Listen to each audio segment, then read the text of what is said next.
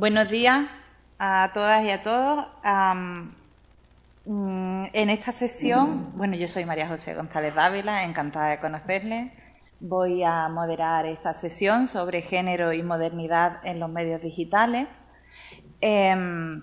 Nuestra primera ponente, María del Castillo García Romero, por algún imprevisto no ha podido llegar a tiempo, así que pasamos a la segunda de las ponencias, que la va a hacer la doctora catedrática de literatura María del Mar López Cabrales, de Colorado State University, y aunque la ponencia la ha hecho con una compañera, María Matz, ella lamentablemente no puede estar hoy con nosotros, así que presenta la comunicación nuestra compañera. A continuación hablará nuestra compañera María Ángeles Gutiérrez Romero. Y si ustedes tienen preguntas o reflexiones o algo que decir, lo dejamos todo para el final, si les parece bien. Dejamos nuestras preguntas y nuestro turno de intervención para el final. Y, por supuesto, tienen la palabra cuando llegue ese momento y ellas también para contestar lo que necesiten. Así que le doy la palabra a la doctora López Cabrales con su comunicación Tras la huella de la violencia, el cine mexicano como reflejo de la lucha contra los feminicidios en la era digital.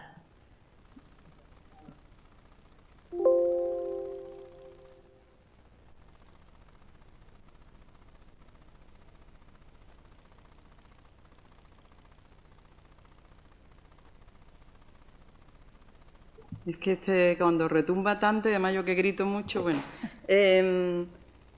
que no ha podido venir por motivos personales, lo sentimos mucho, pero porque esto es algo que teníamos pensado y que llevamos trabajando juntas. De hecho, acabamos de sacar una convocatoria para un libro sobre la cultura de la frontera entre México y Estados Unidos. Y acabamos de publicar, la doctora Matz y yo, un libro sobre Carmen Boullosa, que es una escritora mexicana bastante conocida en los círculos mexicano-americanos o mexicano-estadounidenses, me gusta decir. La ponencia es como un boceto de lo que queremos ampliar y se titula Tras las huellas de la violencia, el cine mexicano como reflejo de la lucha contra los feminicidios en la era digital. Y bueno, voy a proceder a la lectura, porque si me pongo a hablar, me dice, ¿por qué no hablas? Porque ya este tema pues lo has analizado mucho, pero yo me enrollo mucho y entonces ni siquiera mi compañera tendría a lo mejor ocasión de hablar. Así que voy a proceder a la lectura. En las montañas de Guerrero... En las montañas de Guerrero, una madre instruye a su hija en el arte de escuchar con los ojos cerrados. Presta atención, le indica, mientras le guía para identificar cada sonido del entorno. Esta escena de Noche de Fuego, dirigida por Tatiana Huezo, plasma la cruda realidad que enfrentan las mujeres en México, donde, desde que Marcela Lagarde acuñara el término feminicidio, la violencia contra mujeres y niñas se ha intensificado de manera alarmante. Las estadísticas son contundentes. El 70,1% de las mujeres mexicanas ha sufrido algún tipo de violencia durante su vida, según revela la encuesta nacional sobre la dinámica de las relaciones... Perdón, es que no puedo utilizar como siempre el aparato. Muchas gracias. La encuesta nacional sobre la dinámica de las relaciones en los hogares de 2021. El cine mexicano contemporáneo ha respondido ante esta crisis con obras que analizan las diversas manifestaciones de esta violencia sistémica. Noche de Fuego, de 2021, Las tres muertes de Marisela Escobedo, de 2020, y La Civil, también de 2021, construyen una narrativa donde las madres se erigen como las últimas protectoras en un estado ausente, donde cada 2 horas y media una mujer es asesinada, alcanzando un total de 10 víctimas al día. Noche de Fuego se desarrolla en las montañas de Guerrero, donde la vida se encuentra teñida por el rojo de las amapolas y el miedo persistente. La directora salvadoreña nacionalizada mexicana, Tatiana Hueso, elabora un detallado retrato de la vida en una comunidad sitiada por el narcotráfico, donde las niñas deben aprender a ocultarse antes que a soñar. Y de hecho las madres les cortan el pelo para que parezcan chicos, para que no se las lleven los miembros del narcotráfico. Entonces, cuando son pequeñas y todavía no se han desarrollado, es más fácil pues, que se oculten, que parezcan chicos en vez de chicas, ¿no? La película entreteje 3 ejes narrativos fundamentales: la supervivencia diaria, la pérdida prematura de la inocencia y la transformación del vínculo madre-hija bajo la amenaza constante de la violencia. El peligro en la película no se presenta como una amenaza abstracta, sino como una presencia tangible que se manifiesta en los detalles más cotidianos. Desde las primeras escenas, la naturaleza misma parece conspirar contra la inocencia.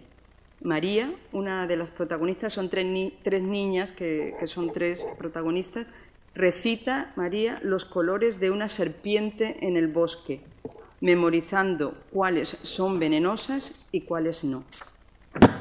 Como acertadamente señala Ileana Rodríguez, y cito, la miniatura rúbrica del estilo de Hueso traslapa el horror humano a lo bello y trascendente natural. Fin de cita. La película construye su tensión mediante una intrincada red de símbolos visuales y sonoros. El color rojo, omnipresente, señala los momentos decisivos de la narrativa. Se manifiesta en las sábanas bajo las que se esconde Paula mientras sus amigas juegan, presagiando su destino, cuando María se divierte y le dice: sé que estás ahí, te vas a morir. Se hace presente en los campos de amapola, en la pesa que utiliza Margarito para medir la cosecha del opio, en el cuaderno del maestro que busca respuestas sobre una estudiante desaparecida ante el silencio impotente de las madres, y en las vetas de las montañas que se detonan para extraer piedras. La narrativa fílmica se enlaza con el poema de Sor Juana Inés de la Cruz, que les he escrito ahí en el PowerPoint, que se titula Amado dueño mío, donde la poeta mexicana, Sor Juana, dice: óyeme con los ojos, ya que están tan distantes los oídos.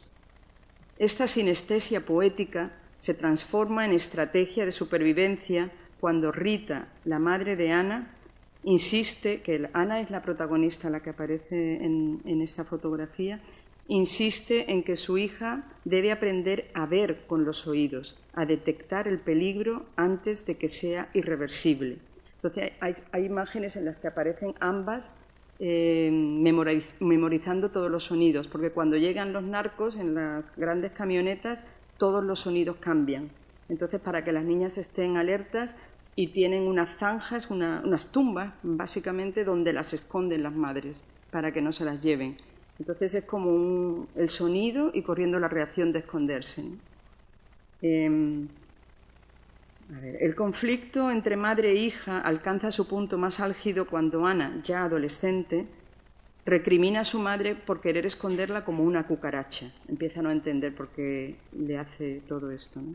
Solo al final, cuando los narcotraficantes llegan en su búsqueda y Rita la protege con su cuerpo y sus mentiras, Ana comprende la profundidad del amor maternal en un mundo donde amar a una hija significa enseñarle a desaparecer para sobrevivir. La película alcanza su momento culminante en La noche de fuego, que le da título, cuando Ana, tras escapar de los narcotraficantes, encuentra su comunidad envuelta en llamas. El fuego no representa únicamente destrucción, sino que se convierte en símbolo de resistencia. Las barricadas encendidas constituyen la última línea de defensa de un pueblo que intenta ganar tiempo para que sus hijas escapen. Y esto me lo han contado mis propios estudiantes, que son de esta... Tengo estudiantes que son de esta zona, y dicen que eso es lo que sucede cuando desaparece alguien, cuando se llevan a una niña o a un adolescente. los mismos habitantes de la comunidad, porque son realmente pequeñas comunidades inaccesibles, que no se puede... incendian todo, sitian el pueblo para dar tiempo a que las madres y las hijas, que son normalmente las víctimas, se preparen y salgan, o sea, para que los narcotraficantes, ni la policía a veces, para que nadie pueda entrar ni salir de la comunidad y protegerse de esa manera y ya escapar, ¿no? Esta chica, sobre todo. Bueno, a diferencia de producciones como Sicario, Narcos, Ozark, Breaking Bad, Huezo construye su horror a través de la sugestión y el detalle minucioso, porque en la película la directora demuestra un firme rechazo a la espectacularización de la violencia, cosa que no se ve en las otras cintas que voy a analizar, ¿no? Huezo permite que el silencio y la ausencia comuniquen con más fuerza que cualquier explosión o tiroteo. Como la propia directora ha afirmado, y ahí lo pueden leer, contra el vómito de cifras, imágenes y discursos que invisibilizan a las víctimas, convirtiéndolas en números, me parece fundamental volver a los rostros, al gesto íntimo, a su historia y complejidad, regresar a las personas, a sus sueños, dolores y esperanzas. Quizá entonces desde allí podamos regresar a la empatía, a la capacidad de conmovernos. Bueno, paralelamente, Las tres muertes de Marisela Escobedo narra cómo una madre pasó de ser una madre ordinaria a convertirse en activista después de que su hija, Rubí Freire, de 16 años, fuera asesinada por su pareja, Sergio Barraza, en Ciudad Juárez en el año 2008. Este documental se alza como un testimonio de lucha por la justicia en México.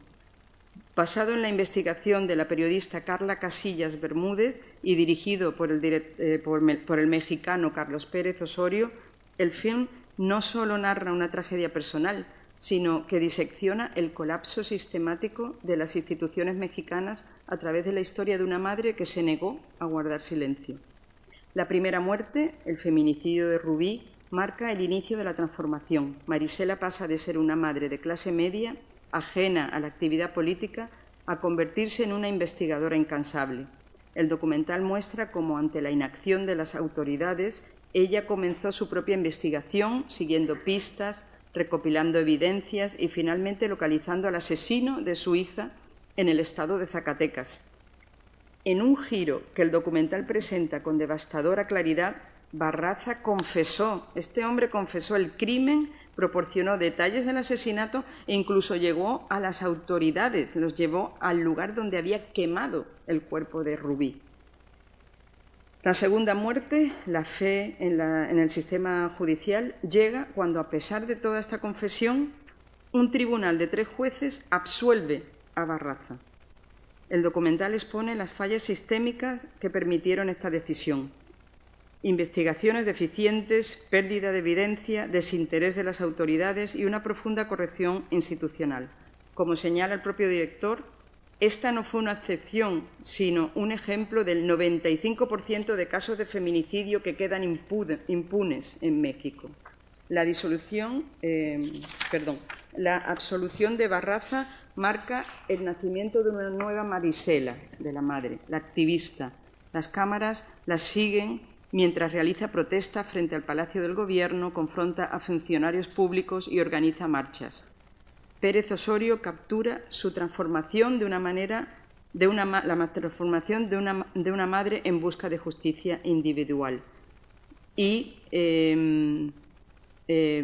a una voz colectiva, o sea, ya no solamente es el caso de Rubí, un sistema diseñado para proteger a los perpetradores. Sus palabras se vuelven proféticas y la propia Marisela dice: si me matan, ya saben quién fue. La tercera muerte es el asesinato de Marisela, que ocurre frente a las cámaras de seguridad del Palacio de Gobierno de Chihuahua en 2010. El documental muestra el vídeo de su asesinato, un momento de brutal honestidad que encapsula la respuesta del sistema a quienes exigen justicia. La imagen de Marisela cayendo frente al edificio, que representa la incapacidad del Estado para protegerla tanto a ella como a su hija, Al exponer las conexiones entre el crimen organizado y las instituciones gubernamentales, el documental sugiere a la audiencia que el asesinato de Marisela no fue un acto aislado, sino una advertencia para otras madres que buscan justicia. Barraza, el asesino de Rubí, se unió al cartel de los Zetas después del crimen, ejemplificando cómo la impunidad en casos de feminicidio frecuentemente se entrelaza con el poder del narcotráfico. La muerte de Marisela se convierte en una metáfora devastadora de falta de castigo para los perpetradores de feminicidios en México. Perdón, esto lo tenía que haber mostrado antes. Ahí ven cómo ella cambia de aspecto físico, ¿no? Cuando va buscando a la madre y cuando... bueno, pero sobre todo aquí es cuando se ve ese cambio de aspecto físico, en la siguiente cinta. Dirigida por la directora rumana Teodora Ana Mihai e inspirada por la historia de Miriam Rodríguez, cuya hija fue secuestrada en el año 2014 en San Fernando de Tamaulipas, La Civil completa nuestra trilogía sobre la violencia contra las mujeres en México.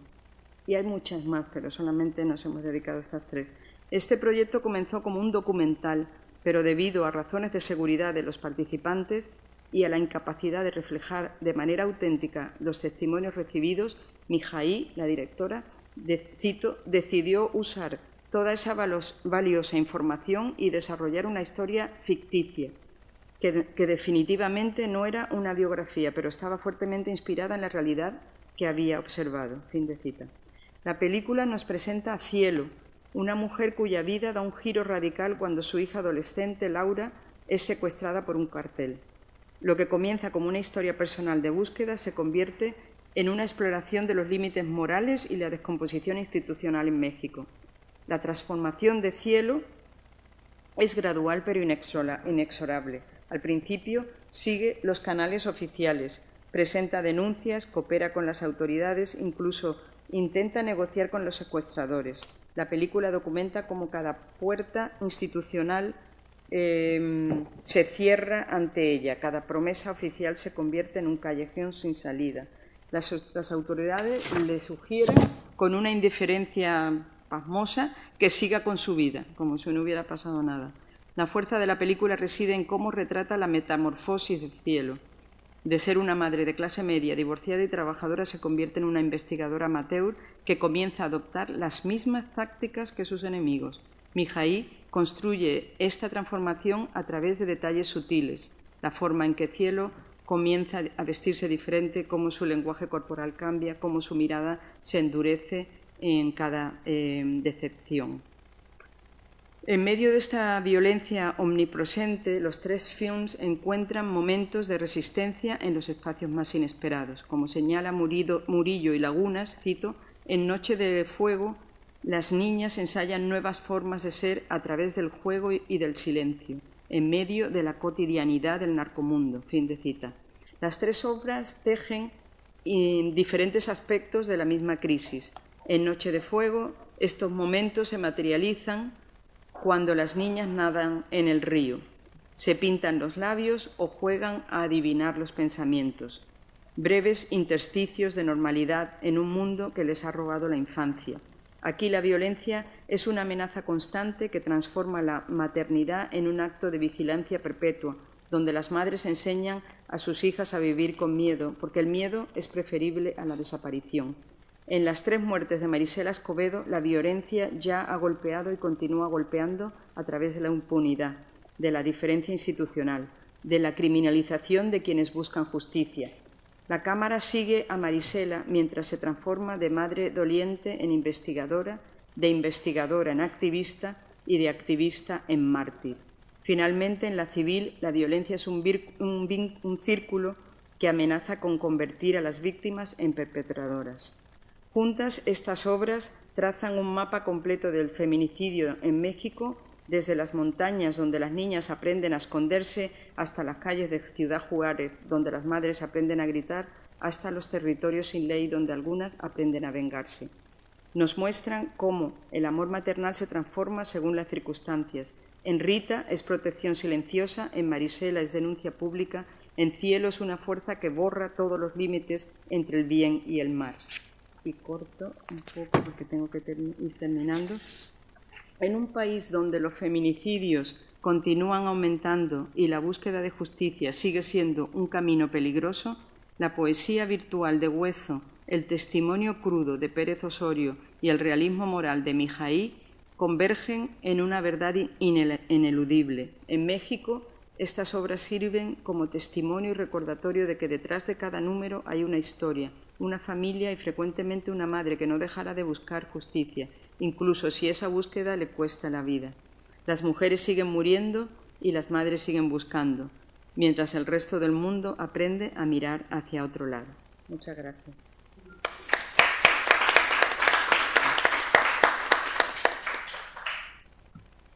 Muchas gracias. Muy interesante. Bueno, damos paso a nuestra compañera María Ángeles Gutiérrez Romero. La doctora Gutiérrez Romero nos va a hablar sobre la modernidad acelerada, la imagen de la mujer máquina en el imaginario cultural de los años 20 y 30. Cuando quiera. Bueno, le estamos dando escape, pero no sale. Ahora. Oh, gracias. Se me olvidó la última diapositiva.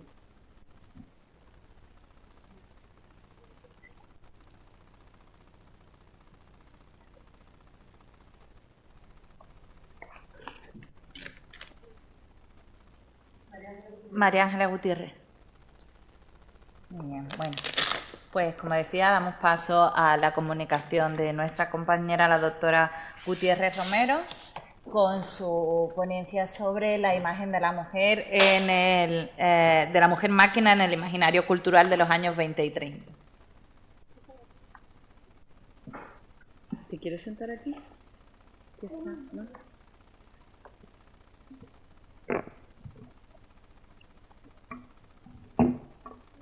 Bueno, buenos días.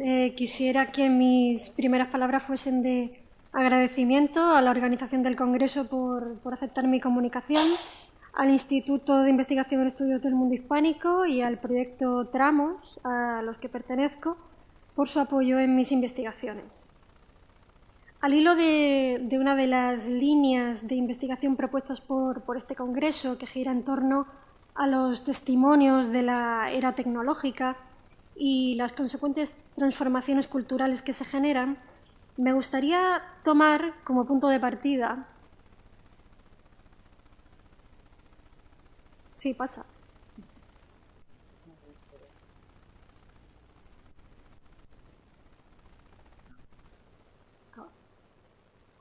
Me gustaría tomar como punto de partida a la película Metrópolis, estrenada en 1927, basada en la novela de la escritora Thea von Harbou, quien también fue la guionista de la película junto con su marido, el director Fritz Lang. Se inscribe en la corriente del expresionismo alemán y ha servido de inspiración, sobre todo en términos estéticos, a numerosas películas a lo largo de toda la historia del cine. Para quien no esté familiarizado con ella, la película... ¿Le doy aquí? O a lo mejor tienen que cambiar el... No le está funcionando.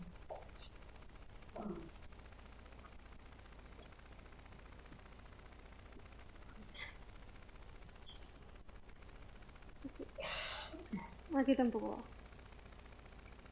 ¿Y desde ahí no puedes? Ya, una mala.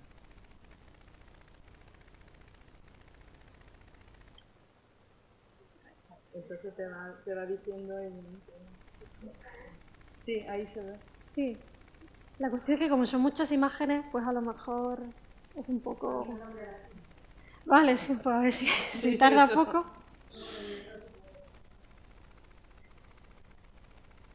¿Te hago una señal? Pues como iba diciendo, para la película esta voy a hacer un planteamiento muy genérico, porque también me sirve como hilo conductor de la comunicación. y decía que cuando arranca el film se nos presenta la ciudad de Metrópolis, que está construida a base pues, de asombrosos y descomunales edificios de estilo Art Deco, atravesados por largas hileras de vehículos, como hormigas, dándonos una sensación de adentrarnos en un mundo artificial, con toda la tecnología del futuro, pero que la presencia humana se ha desvanecido entre infinitas torres y máquinas. Esa idea volverá a recrearse cuando debajo de toda esta magnificencia, debajo de la superficie, descubrimos que sus cimientos se alzan desde las profundidades del subsuelo, donde se encuentran hordas de trabajadores explotados, rodeados de mecanismos, en los que ellos son un engranaje más necesario para que la maquinaria no pare ni un segundo, aunque sea a riesgo de muerte. Entonces, conocemos la figura de María, teniendo en cuenta también que en esta película se hace referencia a numerosos elementos y símbolos bíblicos.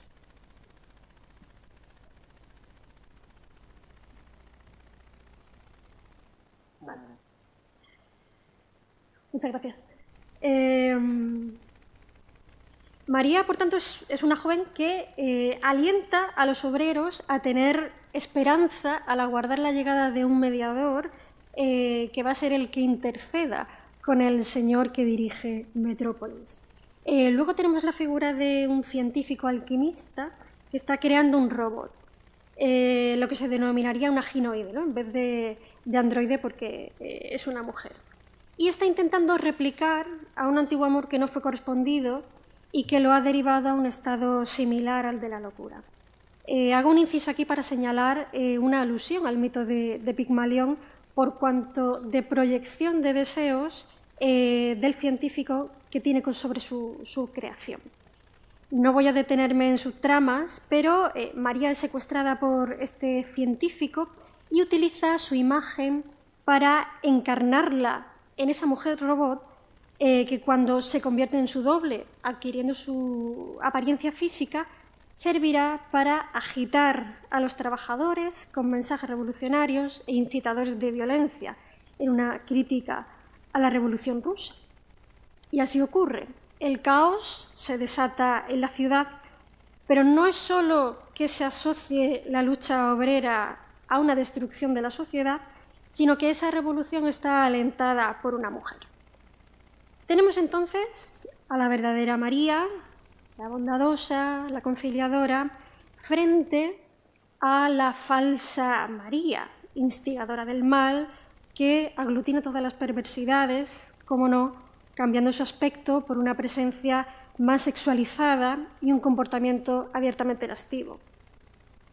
Me gustaría que se quedasen con esa dualidad, porque ha sido, y en cierta manera sigue siendo reformulada múltiples veces, ¿no? El enfrentamiento entre los dos modelos, pero que tienen algo en común, y es la mirada moldeadora masculina, ¿no? Que por transmisión cultural pues también ha sido reproducida por mujeres.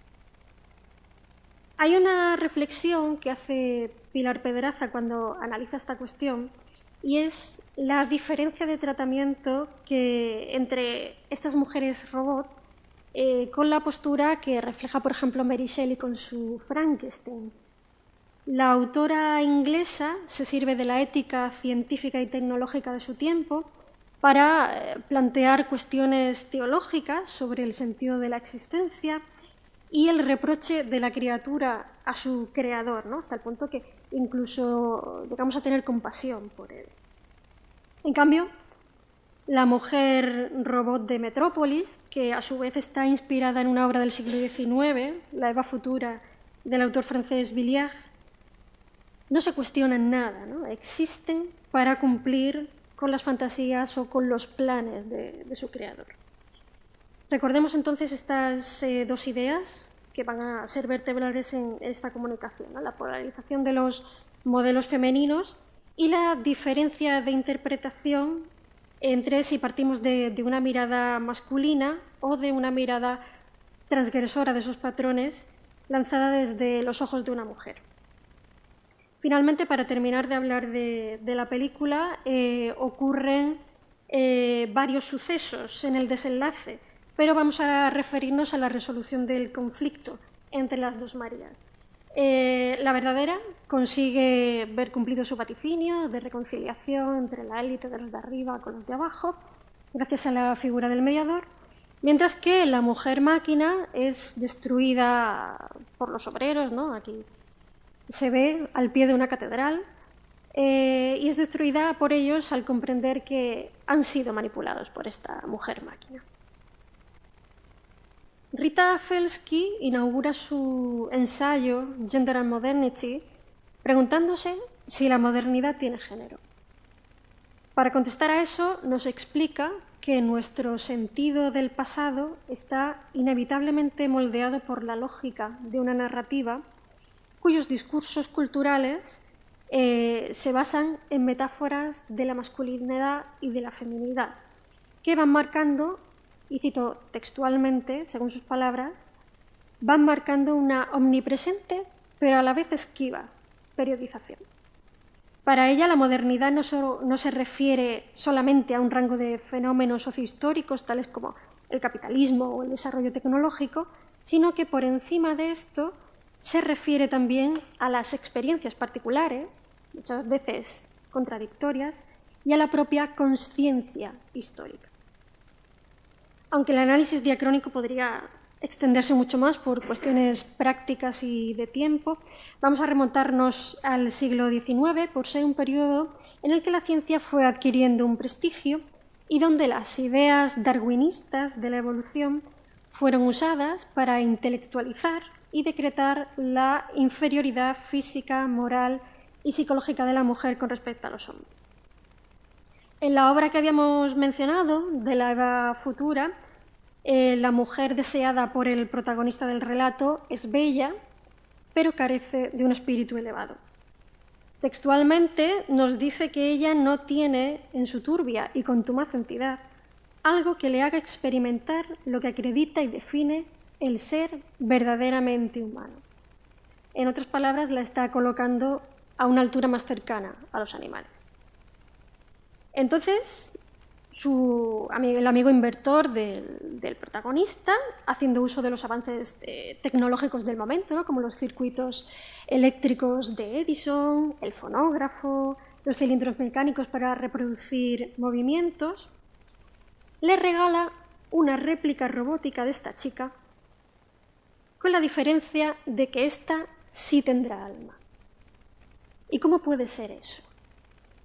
Pues dentro de su armazón metálico existe un alma eléctrica que ha sido programada con la grabación sonora de horas de voces de los mejores poetas, filósofos y narradores, todos hombres, con lo cual ya se constituye como un espíritu superior. Es tal la mejora con respecto a la mujer de verdad que hasta los protagonistas, los personajes, se plantean que no se quede en un prototipo único y que pueda venderse miles de réplicas en serie. Y es curioso cómo hoy en día también siguen circulando estos pensamientos, ¿no? Acerca de la inteligencia artificial y de cómo ésta pues, puede ocupar el lugar de una persona, ¿no? La mayoría de los casos se enfocan a sustituir mujeres para satisfacer unos deseos que hoy en día son incompatibles con las exigencias de una sociedad que pretende ser igualitaria. Pues bien, partimos de esta idea, que ha sido muy discutida desde siempre, ¿no? Por poner un ejemplo conocido, tenemos a Christine de Pisan con su obra La ciudad de las damas, ya desde el siglo XVI, en el que denunciaba el doble rasero por el que eran juzgadas las mujeres. Pero, volviendo al XIX, el patriarcado había encontrado en la ciencia una aliada para convertir discursos misóginos en verdades pseudocientíficas y justificar así las desigualdades. A principios del siglo XX llega la Primera Guerra Mundial. Con los hombres en el frente, las mujeres deben ocupar los puestos que han dejado vacantes para seguir manteniendo negocios, ayudar a sobrevivir a las familias y, sobre todo, colaborar con la patria en la guerra. Aquí tenemos imágenes de mujeres ocupándose de preparar armamento militar. Entonces, todos estos argumentos de inferioridad quedan desmontados gracias a las propias acciones de las mujeres, demostrando que su incapacidad era un prejuicio. Como dice la profesora Nerea Aresti, a las mujeres de esos años, estamos en el periodo de entreguerras, se convirtieron entonces en una fuente de asombro e inestabilidad. Inestabilidad porque estas mujeres modernas comenzaron a aprender miedos acerca del peligro que corría el hogar como núcleo fundamental de la sociedad sin una mujer al cargo, y especialmente el temor a una inversión en el orden jerárquico de género y a una pérdida de los privilegios masculinos. Las cada vez más difuminadas líneas divisorias entre hombres y mujeres despertaron inquietudes que se manifestaron de dos formas. El planteamiento de un tercer sexo, una categoría que daba cabida a mujeres que subvertían el dualismo hombre-mujer y por lo tanto eran desestabilizadoras de esa visión dicotómica del mundo. Y aquí pues, se incluían mujeres disidentes desde varios aspectos, ¿no? Desde la sexualidad heteronormativa, desde la ideología, como las feministas, asimiladas a su vez con la fealdad, con la falta de feminidad, desde la situación profesional, como la mujer emancipada, desde el estado civil, como la sufragista solterona, o desde la moda, como la garçon, una figura tan emblemática de estos años. La segunda reacción se alinea por mostrar la nostalgia por la mujer del pasado. La mujer en su estado primitivo y natural, que era la reproducción, la crianza de los hijos, el mantenimiento del hogar y la dedicación al marido, mientras que éste pues, se dedicaba a actividades de influencia en la esfera pública. Este ideal de mujer, para hacerlo ejemplar, en los discursos tradicionalistas pues, debía de tener una antagonista. Así que, al hilo de los tiempos, en el imaginario colectivo, se comenzó a asimilar que ese progreso que estaba permitiendo a las mujeres la incorporación a la vida urbana moderna se equiparaba con los peligros de la pérdida de control sobre la tecnología. De la misma forma que la mujer transgresora sobrepasaba los límites naturales para convertirse en una criatura amenazante. Se crea, por tanto, ese paralelismo con la mujer perversa que adquiere connotaciones demoníacas representadas, como vemos en estas dos imágenes, con alas de murciélago, remitiendo al ancestral mito de la mujer vampiro y proliferando la idea de que bajo una superficie atractiva o candorosa puede esconderse un monstruo, una perdición para el hombre y una corrupción de las costumbres. Este prototipo de la vamp sigue la estética de la femme fatale decimonónica, en la que se enaltecía la figura de una mujer de indomable sexualidad, ¿no? También muy prolífica, con una prolífica presencia en las pantallas del cinematógrafo. Una estética que perduró bien entrados los 30, ¿no? Con el aura de misterio, la mirada fría, seductores labios rojos, a la que se le fue añadiendo glamour para sofisticarla y que contaminaba, como decía un periodista de la revista Blanco y Negro, a la mujer moderna por el dominio que ésta quería demostrar sobre su propio cuerpo.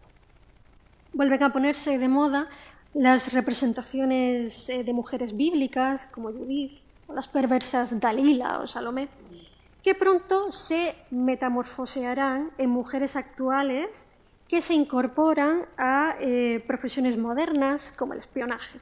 Aquí tenemos una serie de ilustraciones realizadas por la artista Deli Tejero para una crónica periodística titulada La Venus bolchevique, donde se relata las aventuras de Olga Kuprin, una espía rusa que se refugia en España tras huir de París disfrazada de mecánico al volante de un magnífico automóvil. Esa narrativa, contada y diseñada a través de la mirada masculina, coloca a las mujeres en una posición de la otredad y materializadas con estos estereotipos de representación. Traigo dos ejemplos muy ilustrativos de esto, ¿no? Por un lado, el cuadro de Anglada Camarasa sobre Salomé, en el que, en medio de ese ambiente tenebroso, lo que se enfatiza es la sensualidad del desnudo. El rostro ni siquiera se ve, desaparece entre las sombras. En contraste, tenemos un dibujo de la ya mencionada Deli Tejero, en el que la desnudez sucumbe a la actitud reflexiva mientras sostiene la testa de San Juan. En cuanto a las conclusiones, podemos extraer tres puntos principales. El primero, la resignificación de símbolos. Lo vemos en el famoso cuadro de Tamara Lempicka, en el que se autorretrata conduciendo en un Bugatti verde y en el que su figura parece que forma parte de la máquina, ¿no?, del vehículo, dominando así un símbolo de poder masculino, el motor, resignificándolo a su vez en un símbolo de liberación y de independencia. Por tanto, si para los hombres esa aceleración descontrolada de los cambios sociales suponía un mundo abocado al desastre, para las mujeres era un salto cualitativo en su consideración. Por otro lado, ni que decir tiene que, lejos de reflejar la realidad, los estereotipos mostrados eran una exageración destinada a crear una alarma frente al feminismo y a la mujer moderna, intentando provocar una sensación de absurdo y sin sentido que podía conllevar esa alteración sustancial del orden jerárquico. Asimismo, ante la inevitabilidad de los avances para las mujeres, el discurso evolucionó en los años 30, dejando un poco atrás esa visión dualista de la feminidad que dividía a las mujeres entre castas impuras, ¿no?, entre Eva y María. Por lo que en esta década tendremos unos argumentos de categorización de los sexos, en el que el máximo exponente es Gregorio Marañón, los cuales pues, también seguían influyendo en la forma en la que las mujeres se percibían a sí mismas. Por último, las experiencias de las mujeres también fueron críticas con la modernidad acelerada. En esa línea, Maruja Mayo denuncia la mecanización de la sociedad y la estética de la mujer potenciada como un logro de la sociedad de consumo. Las ataduras de una moda que mercantilizaba y fraccionaba los cuerpos es el tema de una serie pictórica que a finales de los años 20 en ella retrató escaparates vistos desde la calle donde el cristal encapsula a maniquíes desmembrados. Estos funcionan como una representación de los efectos de la deshumanización que la mirada cosificadora ejerce sobre las mujeres, reduciéndolas al estatus de un bello objeto de consumo, como así todo lo impregna la mecanización del mundo contemporáneo.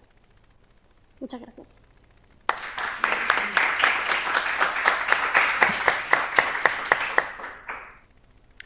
Muchas gracias. Bueno, ahora es el momento, si alguien quiere hacer una intervención o preguntar algo a nuestras compañeras que han intervenido.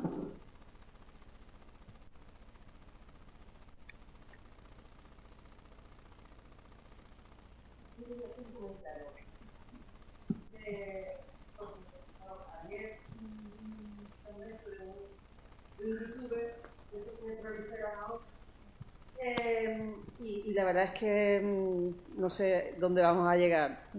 Esa imagen del hombre víctima, del hombre que no es querido por las mujeres, porque es que ya las mujeres no se dedican a procurar la felicidad de los hombres, ¿no? Y que entonces, que claro, que ante eso, pues esa es una amenaza y que ya los hombres lo que tienen que hacer es olvidarse de las españolas, que lo único que hacen es darle las chapas, diciendo los micromachismos diarios que cometen cada segundo y que lo que hay que ir es a buscar personas de fuera, ¿no? Entonces, bueno, creo que estamos volviendo cada vez más al siglo, no sé qué decir.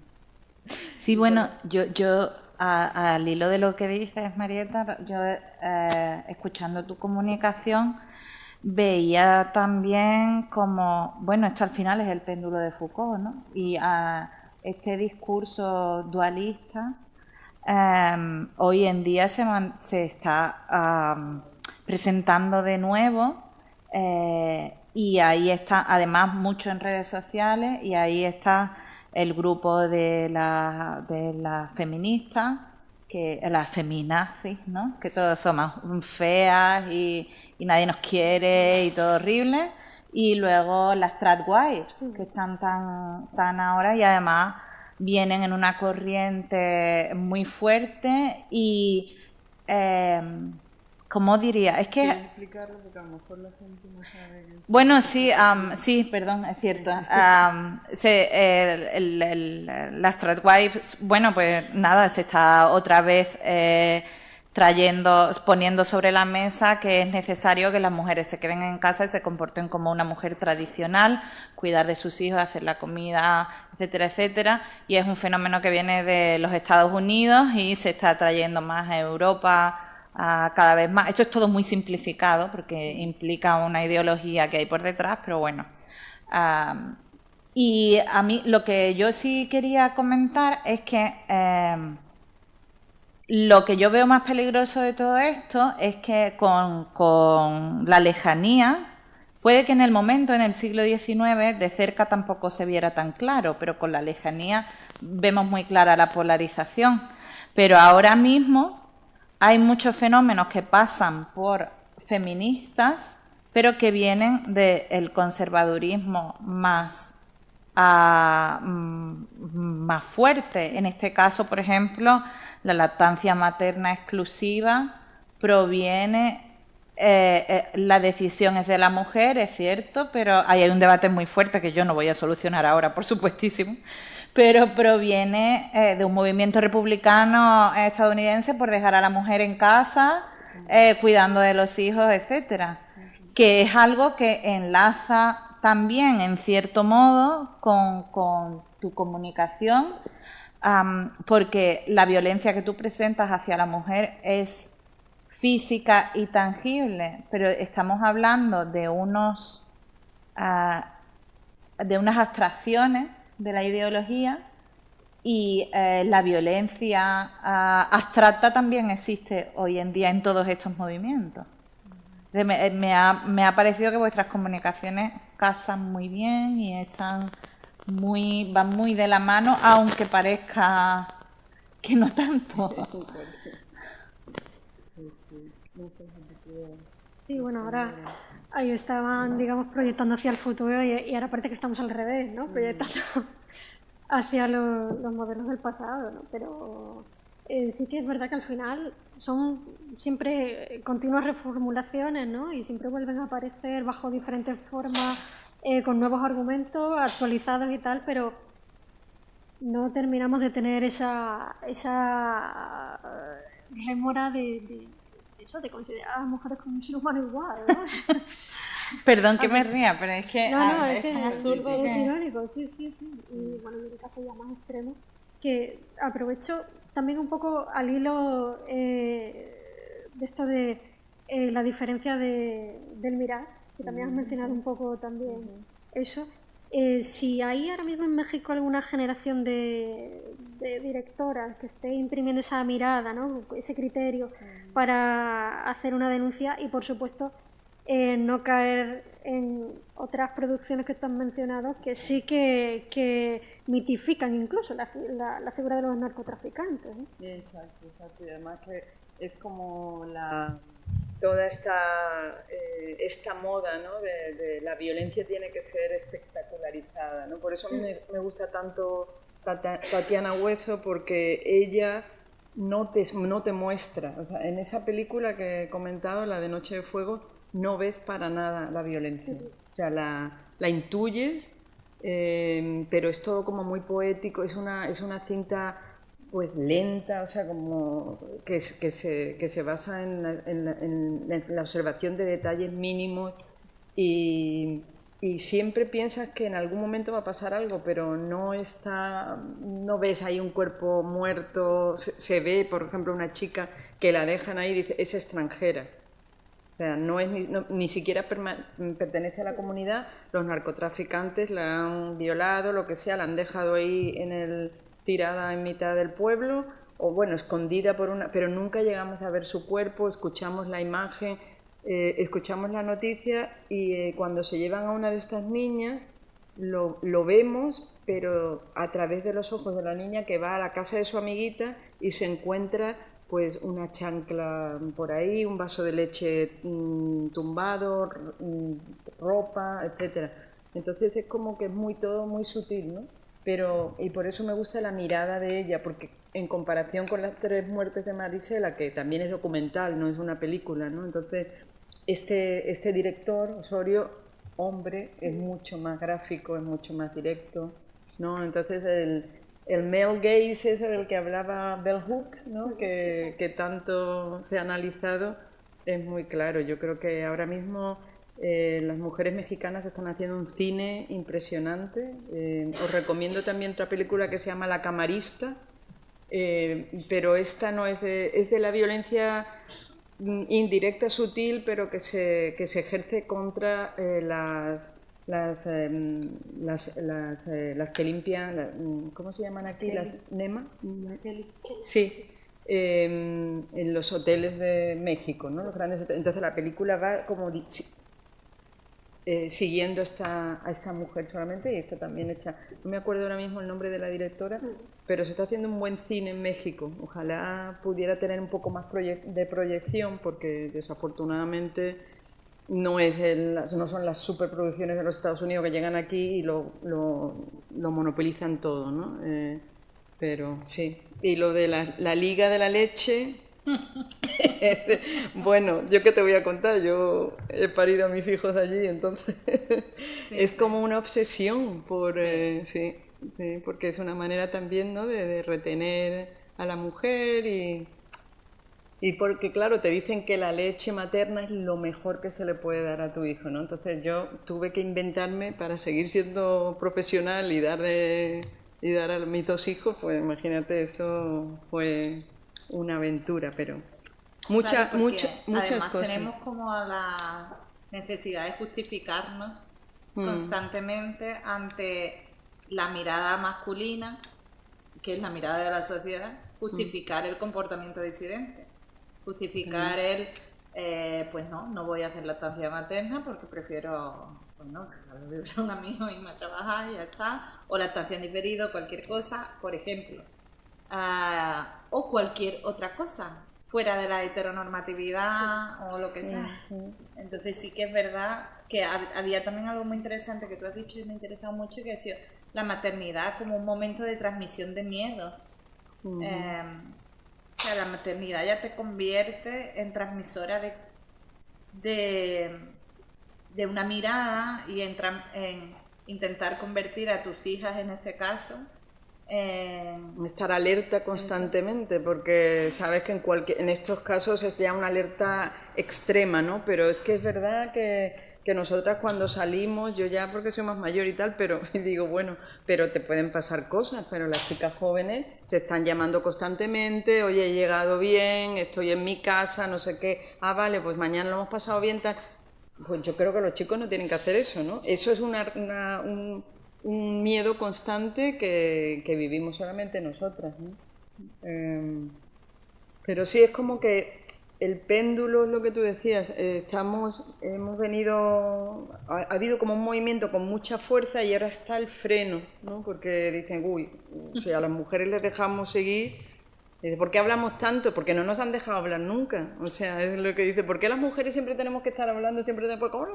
Pero porque siempre nos han tenido, tú calladita estás más guapa, ¿no? Siempre como, hay que estar educadita, no sé qué. Entonces, si tú tienes una cierta, ¿no?, personalidad, ya sabes que no te va a poder callar nadie, ¿no? Entonces déjame hablar que verás. Pero bueno, ahí. ¿Alguien quiere intervenir? ¿Alguien quiere decir algo o participar en este debate que podría ser un debate sin fin? Sí. Seguro. Gracias Bueno, por elegir este tema y porque es tan necesario, ¿no? La verdad es que... es un tema muy necesario, muy abierto a muchas participaciones de muchos tipos, a muchas experiencias. Así que, bueno, yo esperando estoy que salgan ya las publicaciones. Vale. Pues nada, muchas gracias, compañera. Y eso lo he dicho, esperando la publicación. Gracias. Gracias a todos por asistir a esta sesión. Y ahora hay un descansito, ¿no? De cafelito abajo. Vale.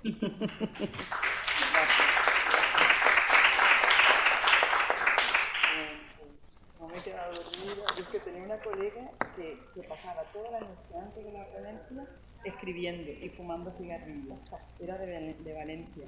Cuando llegaba el panel, lo oía todo y luego... Mira, de verdad, me daba una vergüenza. Y con ella lo comprendo. A mí me pasa que siempre me acaba pillando el toro, pero bueno, hasta ese punto.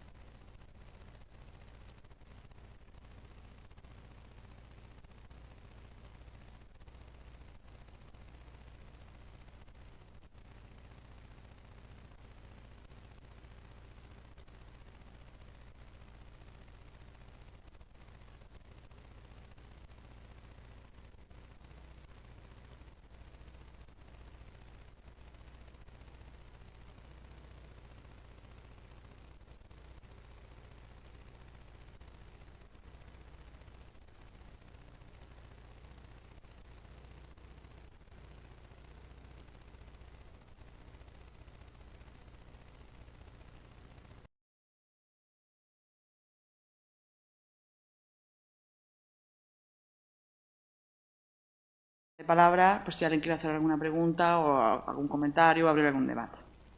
Bueno, en primer lugar, como digo, tenemos a, perdona la pronunciación, me voy a esforzar en decirlo bien, pero tenemos a Milica Nalit, de aquí de la Universidad de Cádiz, que es investigadora predoctoral del Departamento de Marketing y Comunicación de la Universidad de Cádiz, que nos presenta hoy una comunicación, por lo que estoy viendo, sobre socialismo yugoslavo y literatura, ¿no?, titulada Utopian Visions of Socialist Yugoslavia from the Perspective of the Yugoslav Civil War in How the Soldier Repairs the Gramophone by Sasha Stalishnik. Stalishnik. Bueno, cuando quiera, Milica. Sí, Illich. Hola, buenos días. Yo quería presentarme en español para que sepáis que aunque esto va a ser en inglés, que las preguntas las acepto en cualquier idioma. Así que el libro os lo recomiendo muchísimo, por cierto. Está traducido a español con el título, creo, como El soldado reparó el gramófono. Es un libro muy interesante para los que queréis aprender un poco o ir entrando un poco en el tema de Yugoslavia y la guerra civil de los 90. Bueno. Okay, so the paper that I would like to share with you today is concerned with utopian ideas that represent the building block of the Socialist Federative Republic of Yugoslavia. We'll be looking at these ideas from the viewpoint of the Yugoslav civil wars, and in terms of methodological approach, the research is based primarily on the trauma and memory studies, which we contrasted with findings of philosophers dealing with literary representations of utopia in former Yugoslavia, as well as with academic work on socialist Yugoslavia as an attempted utopia, and research focused on the narratives produced by the war survivors in general. The book is titled, as I said, How the Soldier Repairs the Gramophone, and it was originally written in German and first published in 2006, also in Germany. The author of the book is Sasha Stanisic, who is difficult to pronounce, a contemporary writer of Serbo-Bosnian origins and based in Germany, where he has been living ever since leaving Bosnia and Herzegovina as a 14-year-old. Sorry. No me deja. No, ahora.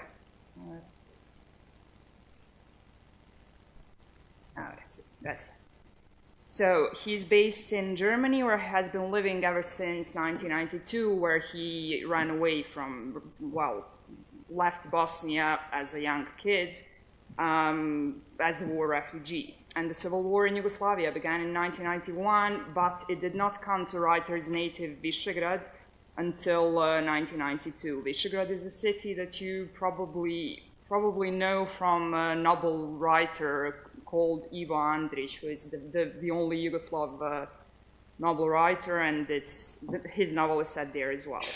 So Visegrad was an especially bloody scene of the Yugoslav Civil War. As a matter of fact, according to the findings of the International Criminal Tribunal for the former Yugoslavia, the approximate number of civilians killed in Visegrad is estimated around 3,000 people. Stanisic comes from an ethnically mixed family, and How the Soldier Repairs the Gramophone is generally often interpreted as a postmodern novel and autofictional. It presents clear markers of autofiction like nonlinearity, the themes of personal and communal identities, and the narrative technique that blurs the lines between reality and fiction. The protagonist of the novel is the author's namesake, a 9-year-old boy, and because of this, the textual analysis of the book are centered mostly around the topic of confusion that the mixed ethnicity causes the young protagonist. This feature is often interpreted as the writer's most relevant comment on the Bosnian War and its aftermath, and apart from the autofictional nature of the novel, this particular interpretation could also be motivated by the misconception of, which is common, of understanding Bosnia and Herzegovina as a society divided primarily across religious lines, even before the civil war in Yugoslavia.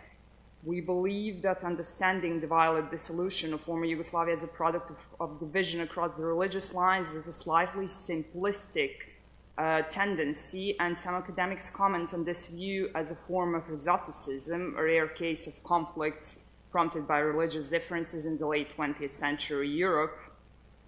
While ethnicity in former Yugoslavia was not really a fixed category and it didn't depend on the religion under a socialist regime, so it could be much better understood as a mark of cultural than religious belonging.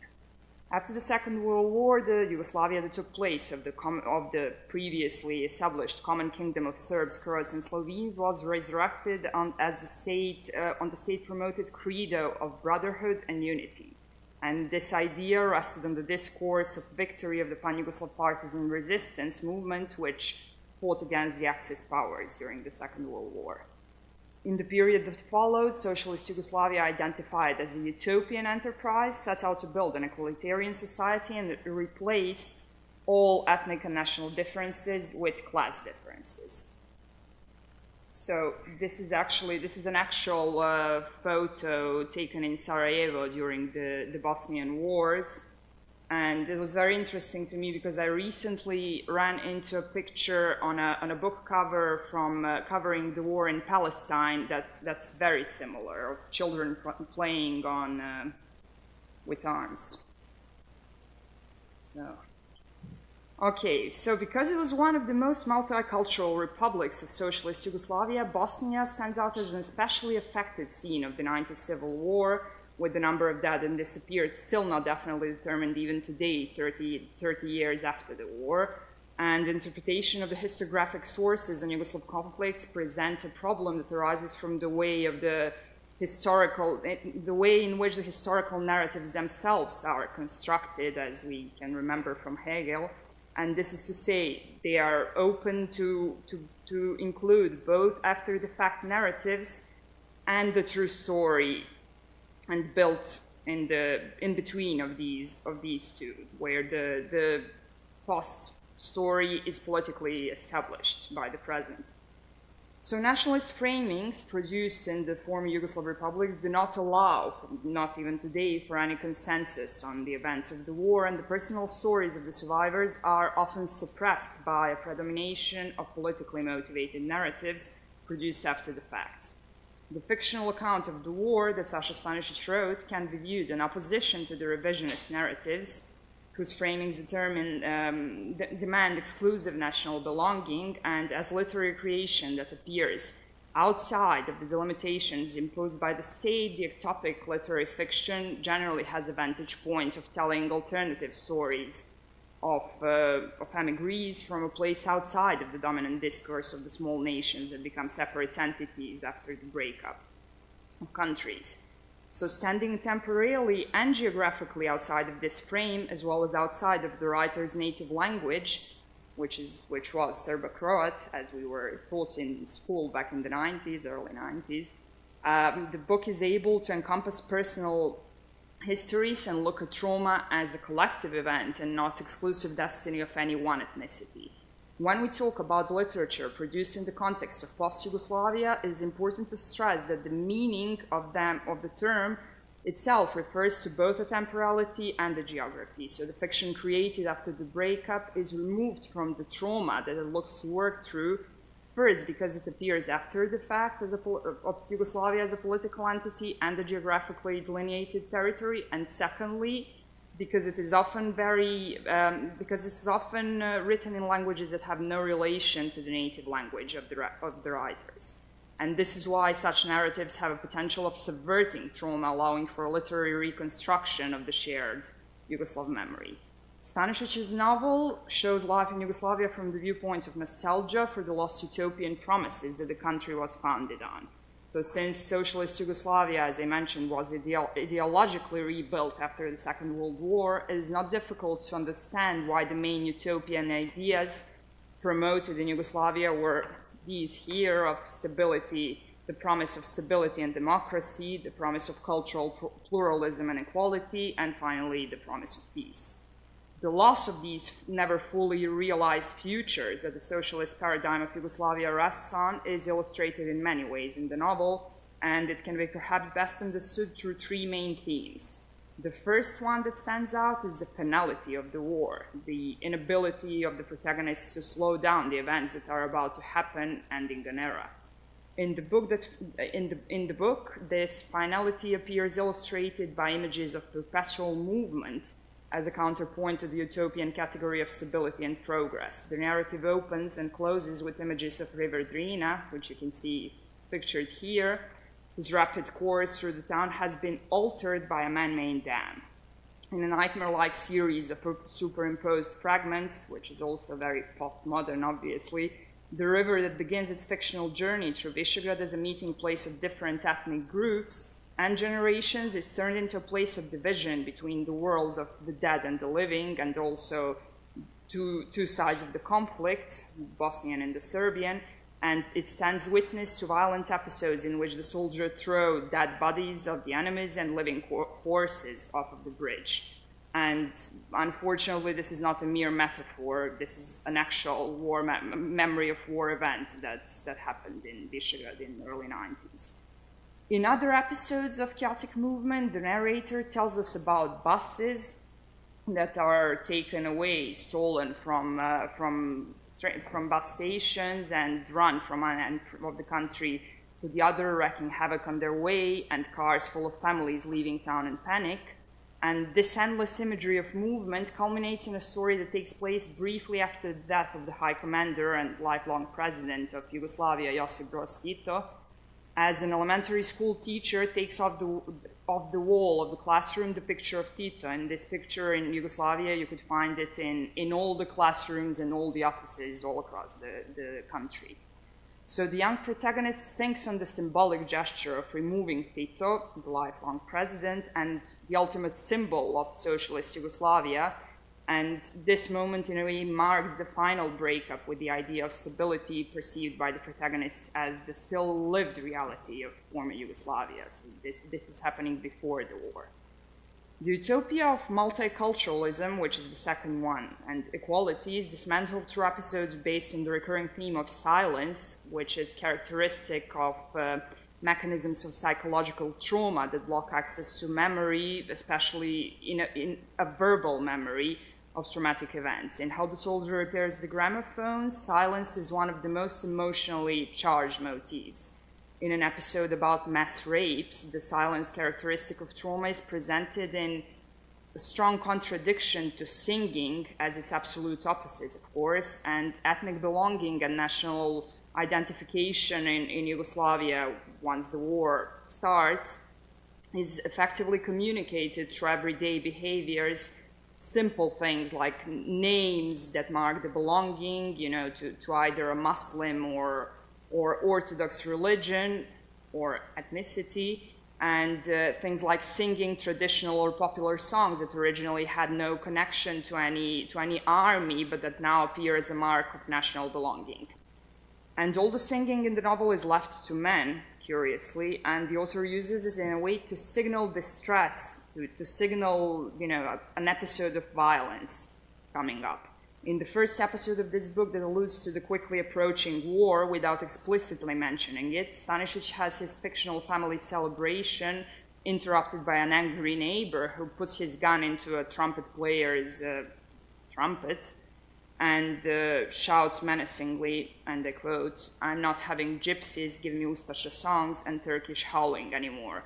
I want our own music, songs from the glorious days that once we knew and that will come again." Another interesting episode on silence and song in How the Soldier Repairs the Gramophone is a rape episode in which the soldier who has just raped his neighbor sings a Serbian popular song, which this episode is one of the central, points of the novel in a way, and I quote, "He comes out of Amala's apartment, the song on his lips, the shirt unbuttoned. Amala is kneeling behind him with a veil of wet hair over her face. The soldier sings louder than any of them. We connoisseurs can do without a young gypsy girl. Isn't that so, man? We can't do without schnapps and a gypsy girl." And finally, the last but maybe most important utopian promise of Yugoslavia, the promise of peace, which is closely related to brotherhood and unity, of course, is also a relevant theme, especially because it appears in opposition to the theme of war and severed community bonds. The novel includes several overlapping timelines that function as a way of creating a common memory and reimagining the lost home. So they begin. So all these images show give a complete image of the communal trauma before, during, and after the Civil War. And as the setting of the book progresses from the early 90s into the 21st century, we can see the war trauma move to occupy the digital space. So the common thread that runs through all the timelines of the book is a hope to preserve the memory of how the places and people disappeared during the war were. And at the beginning of the war, the boy protagonist decides that he could become the comrade-in-chief of the unfinished. He creates a long series of drawings that represent everything from a half-eaten plum from his family house backyard and the cemetery without his grandfather's gravestone, and then goes on to the ideological symbols that he didn't want to see finished or done with, such as the Yugoslavian flag before the star disappeared from it, or a gramophone without soldiers dancing next to it. And in the final part of the novel, which takes place in Germany, a now older young man, Alexander, switches from drawing lists to typing them. He's looking for a Muslim friend that he cannot confirm to have survived the war, and he spends days going through Yugoslav internet discussion groups, recipes, jokes, news, eyewitness accounts, reports from the front line, names and articles on the Civil War and the trials of the International Criminal Tribunal for the former Yugoslavia. And finally, he begins making a list of people and places that the war took away, creating cartography to remember the world that has been definitely erased. As a result of this obsessive research, Alexander relives the months before the Civil War and the war itself, which is recounted through numerous short episodes presented in a fragmentary manner, which is not only aligned with his with the writer's postmodern writing style, but also with the workings of trauma and episodic sensorial memory that is said to trigger in the sufferers of the post-traumatic stress disorder. And finally, to conclude, we consider that How the Soldier Repairs the Gramophone is a powerful representation of the state of psychological rupture between the nostalgic desire to reclaim a no longer existing world built on the promises of an idyllic society and mechanisms of trauma that annihilate its memory. Although the narratives clearly shows the reality of challenges of recounting personal stories that take place in war zones and times, post-Yugoslav literature still stands as a valuable vehicle of memory of the communal past that can be used to deepen the understanding of the survivors' stories in terms of their cultural, political, and emotional dimensions, and at the same time challenge express dichotomies of national, ethnic, or religious belonging. And finally, research on ectopic literature is, I believe, particularly relevant in the current atmosphere, which is marked by armed conflicts framed by nationalist politics, which can arguably benefit from works of fiction as a means of preserving at least the memory through imaginative storytelling. Thank you for your attention.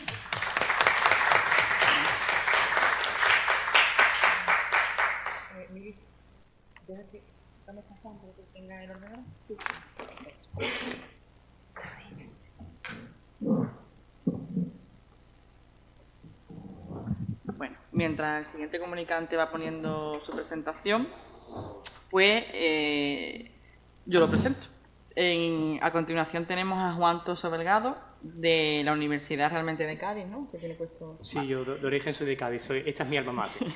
De aquí de la Universidad de Cádiz, que actualmente es doctorando del programa de Artes y Humanidades de aquí de la universidad. Y nos trae una comunicación que a mí con los nombrecitos hoy, o sea, Lucillo, que, bueno, si le pronuncio mal ahora él lo hará estupendamente bien, que se titula Bro, So What, las traducciones del Beowulf de María Davana. Yo lo pronuncio así desde luego. Davana Headley y Seamus Headley junto con la problemática del What. Perfecto, gracias. ¿Se puede poner en pantalla completa la presentación para...? Abajo, aquí, ¿no? Un documento que pone... Un documento ampliado. Ahí, sí. Y abajo, modo pantalla completa. Perfecto. Bueno, se deja. ¿Qué ha pasado? No deja, parece. Ha pasado lo de antes, creo, ¿no? Puede ser. ¿Vale? En PDF. Ahora sí. Gracias. Perfecto, pues muchas gracias. Y sí, Alicia, todo pronunciado estupendísimamente. Bro, So What, las traducciones de Beowulf, de María Davana Headley y de Seamus Heaney, junto con la problemática de este What, que ahora veremos. Bueno, yo realmente soy de la Universidad de Cádiz, pero esta investigación se gesta en la biblioteca de las Facultades de Filología de la Universidad de Santiago de Compostela, donde precisamente estuve realizando el máster de Estudios Medievales. Y ahora ya pues estoy aquí doctorando. Bueno, aquí tenéis un pequeño índice para que más o menos nos contextualicemos de lo que se va a hablar. Y primero introduciré el tema con algunos antecedentes para que ponernos en contexto. Luego pasaré a lo que es la tarea de traducir el poema de Beowulf, a la problemática del What, con un pequeño acercamiento lingüístico y bastante superficial de este problema, para después ya pasar al análisis de estas dos traducciones. Y ya por último pasaremos a unas breves conclusiones. En primer lugar, para quien no conozca a Beowulf, es el primer gran texto de la literatura inglesa, en este caso estamos hablando de Edad Media, que conservamos en un único manuscrito. Aquí podéis ver el primer folio, de alrededor del siglo XI.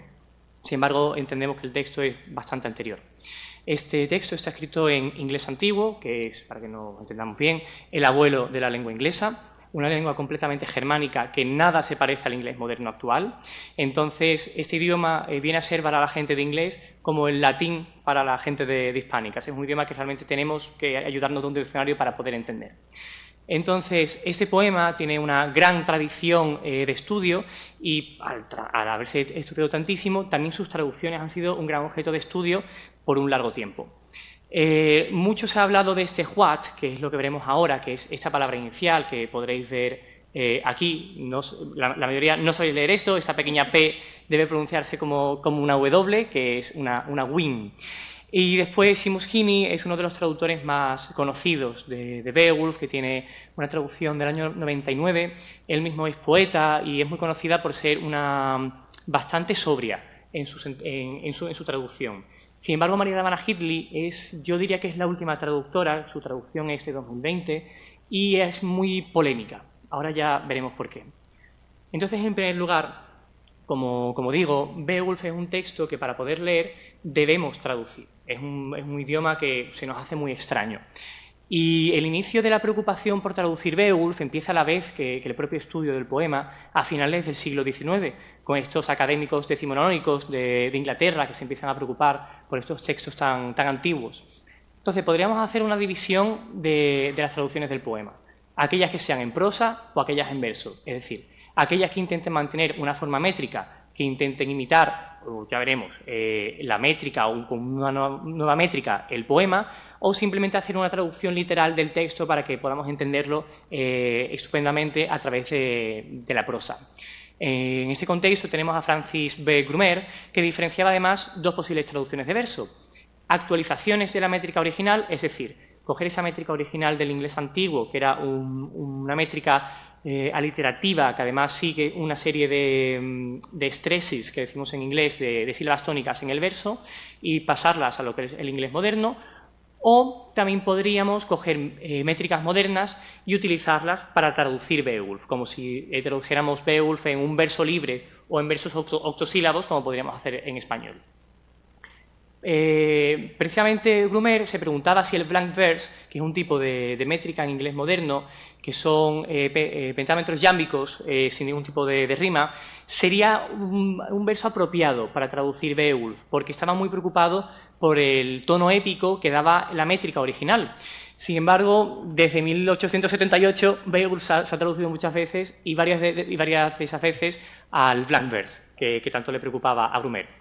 Pasando ya a mediados del siglo XX, tenemos probablemente una persona bastante conocida, que es J.R.R. Tolkien, que quien no conoce El Señor de los Anillos. Tolkien se especializó muchísimo en el estudio de Beowulf y, de hecho, él mismo hizo una traducción del poema. Para Tolkien, las traducciones en prosa eran únicamente útiles si estabas preocupado por saber el contenido del poema. Es decir, no te importaba tanto la estructura o la forma en la que está escrito, sino el contenido, la tradición épica que se presenta en él y los nombres que aparecen y la historia, a un modo muy superficial. Y realmente tiene mucha razón, debo decir. Y ambos, como digo, estaban muy preocupados por el tono épico que presenta el poema original, tanto en arcaísmos como en estilo de métrica. Y tanto para Tolkien como para Grumer, todo este problema empezaba a través de la semántica. Es evidente que si tenemos que traducir, las palabras no significan lo mismo. Hay unas connotaciones y hay una serie de contexto lingüístico que se pierde muchísimo a través de las palabras, y muchas veces una palabra no se puede traducir como una palabra, sino a veces como varias, o hay que concretar muchísimo. Entonces, este problema semántico ya lo señalaban allí por finales del XIX y a mediados del XX. Ya si pasamos a finales del siglo XX, tenemos a Barton Ruffell, que se preocupó muchísimo por la traducción de los poemas medievales. Y según Ruffell, el traductor de poesía medieval no puede recrear con exactitud el poema que traduce. Sin embargo, sí que es verdad que Ruffell comenta que el traductor debe ponerse en la piel del poeta original para poder sacar la mejor versión semántica del poema y poder acercarla de la mejor forma posible. Y bueno, este estudio ya ha seguido hasta el siglo XXI, y te comento aquí a Caroline Batten y Charles Tolkien Gillett. Debo decir que imagino que está relacionado con J.R.R. Tolkien, el tal Tolkien Gillett, pero no he conseguido encontrar en qué parte del árbol genealógico se encuentra. Pero tiene un estudio de 2021 en el que precisamente estudian 4 traducciones de Beowulf, entre ellas la de María de Vanna Hidley, que comentaré ahora más adelante. Y, como digo, las traducciones de Beowulf no han dejado de proliferar desde finales del XIX, y además se ha traducido de muchas y diferentes formas Beowulf.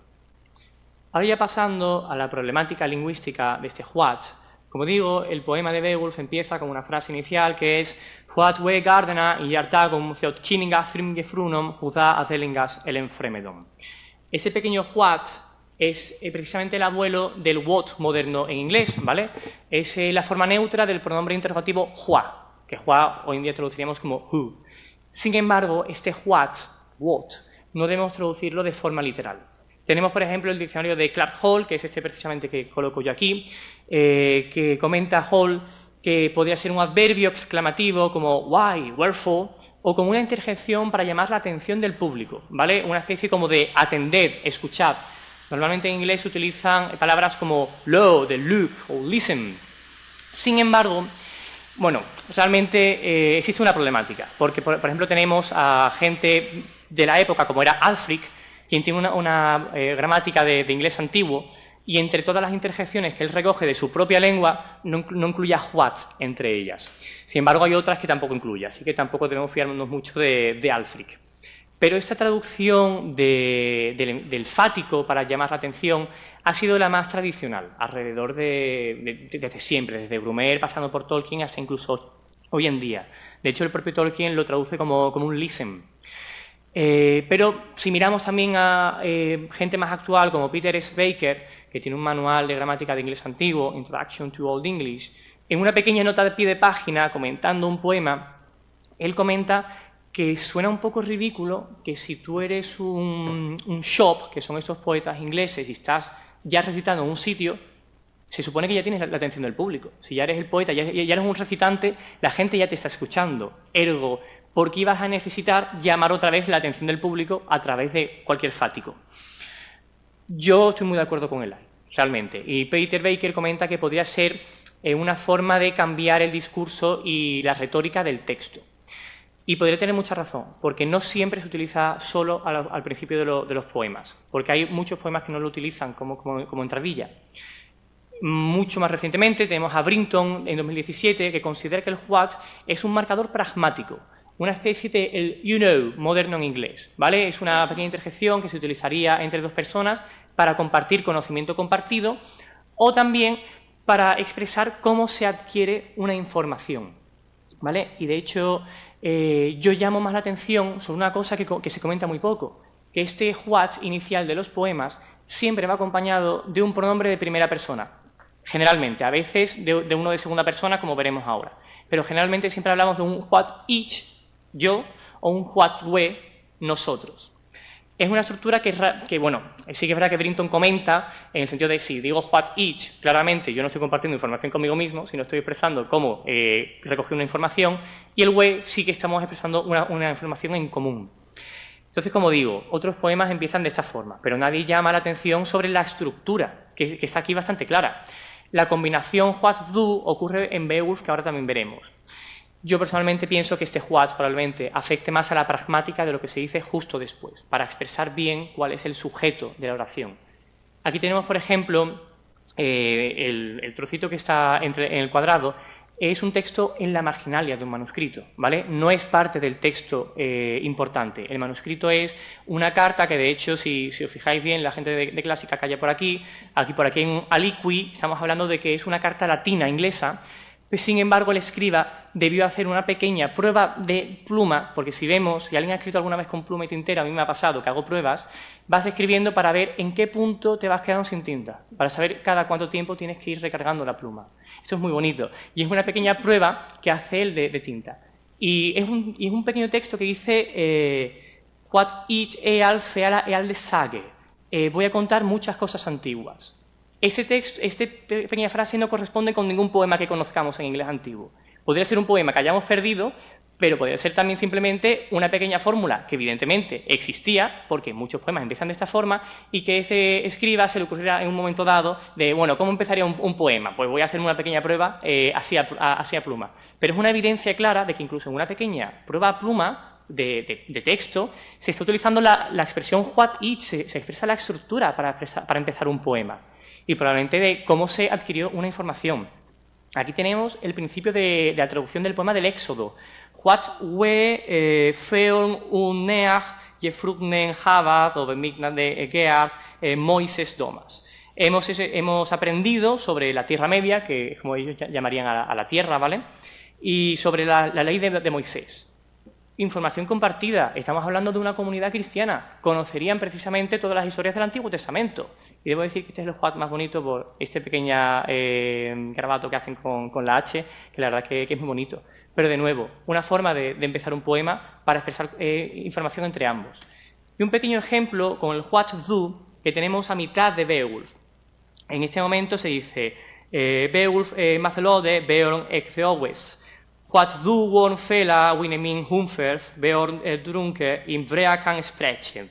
Beowulf contestó, el hijo de Ectheu, tú, Unfer, mi amigo, hablas borracho de cerveza. Entonces, what do está expresando específicamente que le está hablando únicamente a ese tal Unfer con el que tiene una pequeña confrontación. No se refiere a nadie más. porque en ese momento Beowulf es un extranjero en una corte de un rey. Debe tener mucho cuidado con cómo le habla a la gente de esa corte. Y sin embargo aquí es lícito que se encare con ese señor, que le está encarando muchas cosas y además está borracho. Entonces, what do está dejando muy claro que solo se refiere a un verb, no tiene ningún problema con el resto de participantes. Para mí es más un enfático del sujeto. Pero bueno, pasando ya a este título que yo daba, ¿no? Bro, so what, que traduciríamos como hermano, entonces ¿qué? Para ver en qué quedamos con todo esto. Porque bro es como traduce Maria de Vanna Hidley esta palabra, so es como lo hace Seamus Heaney y what pues es el original. En mi opinión, que la traducción de Beowulf resulta irremediablemente en una reescritura del texto, algo que Tolkien no creía cierto. Para Tolkien cada traducción era una cuestión de perfeccionamiento semántico. Sin embargo, yo creo que la reescritura es imposible, sobre todo cuando hablamos de idiomas que ya están bastante muertas. Cada nuevo acercamiento para mí al texto expresa la visión propia del traductor. Y la decisión de cómo traducir el what, desde luego, es toda una declaración de intenciones. Si vemos el bro y el so ahora en contexto de Seamus Heaney y de Hidley, lo veremos bien. Y tanto de Heaney como Hidley tienen visiones muy diferentes del poema. Por su parte, Seamus Heaney, que su traducción de hecho se llama A New Averse Translation, ¿vale? Lo traduce por un so. Esta partícula que él comenta, una partícula que tenemos en todo el inglés realmente, pero es exactamente con el sentido del hiberno-inglés suyo, que él era irlandés. Y en este caso comenta él en la propia traducción que el so opera como una expresión que oblitera todo discurso o narrativa anterior a la vez que sirve para pedir atención inmediata. Es un poco como cuando estamos en la cena de Nochebuena, alguien quiere cambiar de tema de conversación y alguien dice, bueno, se olvida todo lo que se ha dicho anteriormente para pasar a otro tema. Funciona exactamente igual, ¿vale? Y según Hidley, ¿vale? La otra traductora, porque es una información que da ella, que yo personalmente no he encontrado en ningún sitio, según ella, a Heaney le viene por el recuerdo de su tío contando cuentos en la mesa. Es decir, a él le viene de forma natural porque Beowulf es una historia y se acuerda de su tío contando cuentos. Entonces, todo el mundo se queda callado, nadie sabe qué decir. So, we have heard of the old king of the Danes. Hemos aprendido de los antiguos reyes, de los daneses. Y de esta forma, Heaney expresa realmente un gran contexto irlandés. Es decir, a través de su traducción hay un trasfondo lingüístico que nos remite directamente a Irlanda. No solo por esta pequeña partícula, sino toda su traducción está llena de palabras locales de su zona. Es una traducción, como decía yo, muy sobria, pero que incluye un trasfondo lingüístico que cambia completamente el medieval propio que estamos teniendo. Y hace que Beowulf vuelva a ser un poema vivo en la tradición oral, o al menos lo simula, porque evidentemente nadie recitaría Beowulf hoy en día, ya simplemente lo leemos. Pero hace precisamente que creamos que esta tradición sigue viva, un poco recordando a los cuentos que seguimos contando hoy en día. Por su parte, Hidley es muy controversial porque traduce este what por un bro, que nos lleva irremediablemente a un mundo de masculinidades, literalmente hermano, brother. Beowulf está lleno de estos hombres. Y ella dice que les recuerda a cuando está en los bares y ve a los hombres que están compitiendo entre ellos, hablando, con este momento un poco tenso, intentando ligar con todo el mundo de forma competitiva, muy parecido a lo que habría sido un contexto medieval del momento en el que se cuenta un poema. De hecho, ella dice que este bro se puede usar tanto hacia un amigo como un enemigo, algo de lo que va mucho Beowulf. En Beowulf encontramos mucho esta noción o los límites entre la amistad y la enemistad.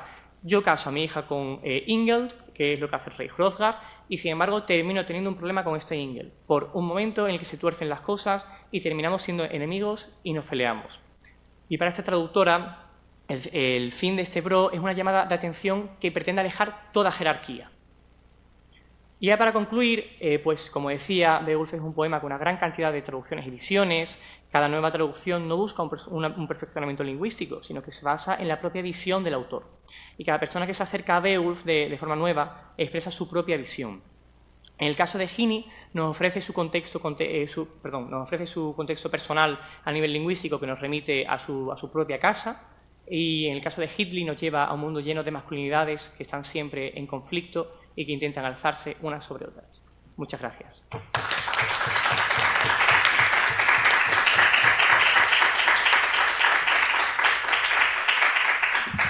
Bueno, yo creo que tenemos tiempo, ¿no?, para hacer alguna preguntilla. Cortito, ¿no?, pero algo así. Después de los problemas informáticos, bueno, pues lo que ha quedado. ¿Alguien tiene alguna cuestión para alguno de los dos comunicantes? nadie se anima ante el público, ¿no? Yo sí me gustaría apuntar un par de cositas por si ellos quieren comentar algo, si tenemos tiempo. Vale.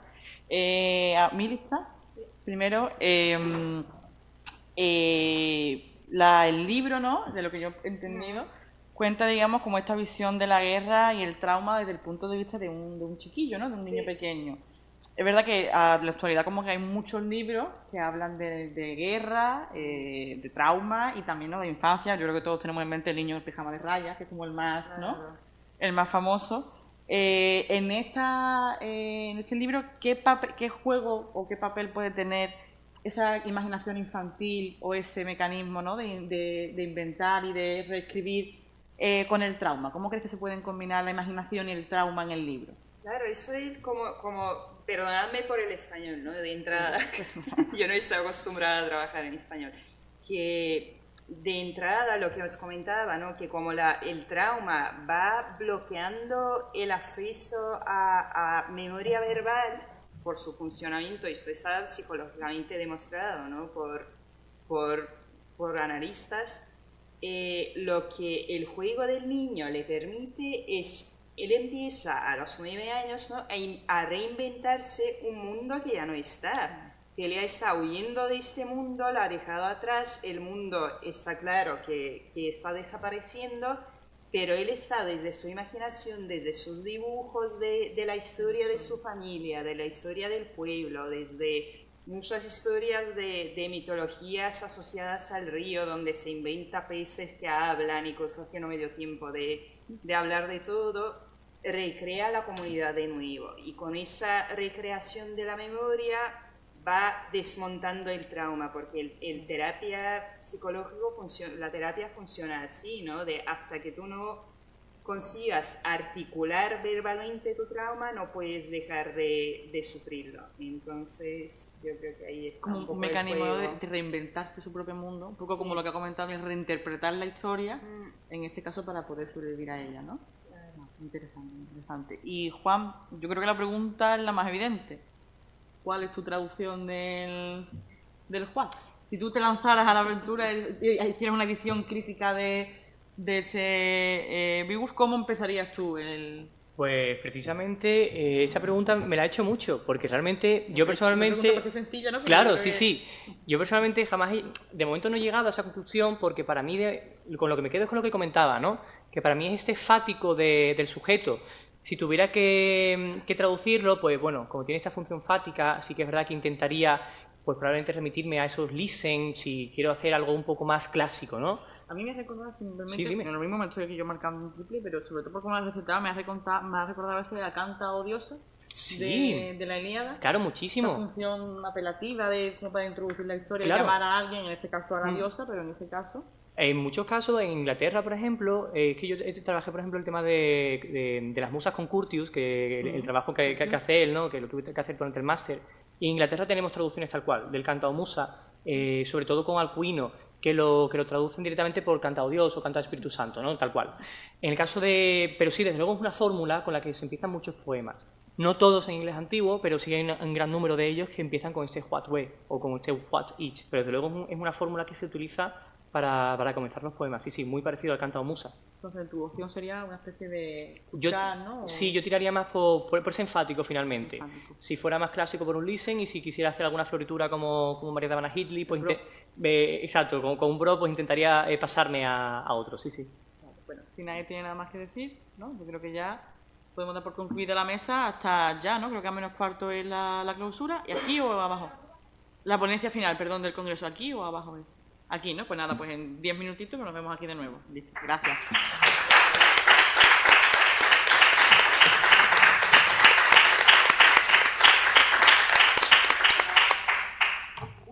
¡Oh, Dios!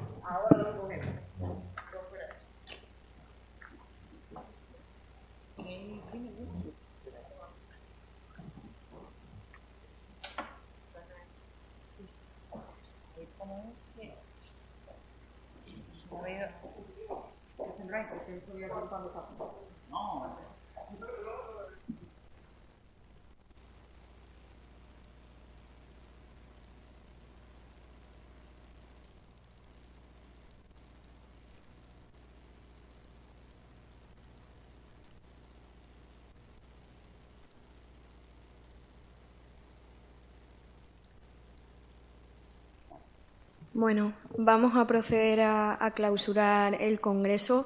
Os queremos dar las gracias de verdad a todos por lo cuidado de vuestras intervenciones, por el rigor. Muchísimas gracias por venir, a todos los asistentes, gracias a los moderadores, a los compañeros, a los amigos que se han acercado en estos días. Gracias también a los alumnos colaboradores que nos han facilitado la vida muchísimo. Y nada más, le doy la palabra a Alberto. De verdad, muchas gracias a todos. Estamos súper contentos. Dije el primer día que esta edición de Tránsitos estaba segura de que iba a trascender estos 3 días y ahora estoy más segura todavía. Así que muchas gracias. Yo también me sumo a todos estos agradecimientos, a título personal también a la directora del INEMIS, a la profesora Marieta Cantos Casenave, por todas las facilidades, al Vicerrectorado de Estudiantes, al Vicerrectorado de Sostenibilidad y Cultura de la Universidad de Cádiz, a mi casa, la Universidad de Oviedo, que también ha estado presente en el Congreso, a los 14 moderadores de las 14 mesas que hemos tenido, 7 sesiones paralelas, a los 2 conferenciantes, Álvaro Cuellas, a Remedios Zafra, muchísimas gracias por haber estado aquí. Y yo quiero agradecer también a mi amiga y compañera Lara por esa llamada que tuvimos en febrero, hace ya un montonazo de meses, con Elena Caballero y Miguel Silvestre, que procedieron a pasarnos un poco, a transicionar del anterior tránsito al que tenemos ahora. Y por supuesto, a todos vosotros por acompañarnos. Y larga vida Tránsitos, nos veremos en 2 años otra vez. Muchas gracias.